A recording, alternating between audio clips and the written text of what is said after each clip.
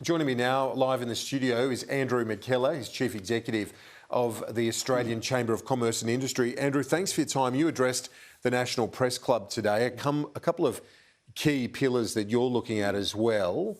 Is this your message to the government ahead of the Jobs Summit? Well, that's right. We're getting very close to the summit now. We've seen the issues paper released by the government today. And I think, look, business wants to see the summit as a success.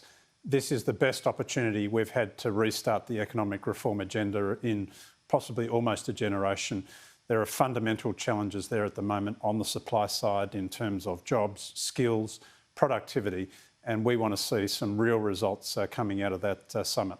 And with those skill shortages, what's the key? Is it to boost skilled migration, upskill Australians? What is it? Well, it's a bit of both, really. I mean, there's really three parts to it. One, yes, we have to invest in skills. We have to grow our own skills, and we have to get the policy settings right to do that. So there are things that all parties can do to help that.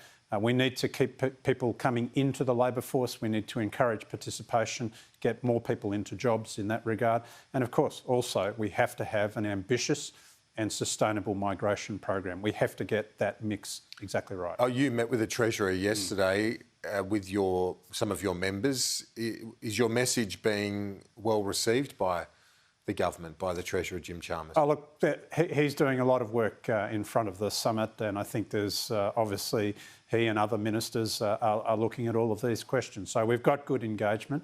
I think there's goodwill and I think good cooperation from business. I'm sure the unions as well will be coming with some significant proposals. We really have to try and break down the barriers and make sure we can get some consensus if we're going to see those very tough reforms that need to be made, the decisions to commit to those. Where is the consensus needed most? Is it enterprise bargaining, or is it the docks, in terms of freeing up the trade flows? What is it? Well, I think there's probably three areas, I'd say. I mean, there's a gap at the moment in terms of migration and agreement on what it's going to take to get that going and the conditions that might be placed on that.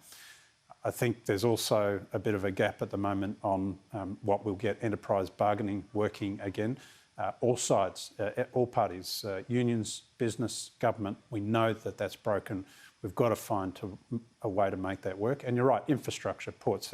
Our infrastructure, if we're going to drive productivity, that's really got to be at world-class standard, and we're a long way from that at the moment. One of the things that this country's relied on for decades and decades for our modern history is investment, foreign investment. How do we attract more and more dollars into the country, which is, as I say, been the backbone of it for so long? Well, business investment at the moment is at decade-low levels. It's really not good enough. It's a huge challenge, and if you're going to drive innovation and productivity, then getting the right conditions to encourage business to come back and invest strongly, that's the thing that's going to underpin growth for the future.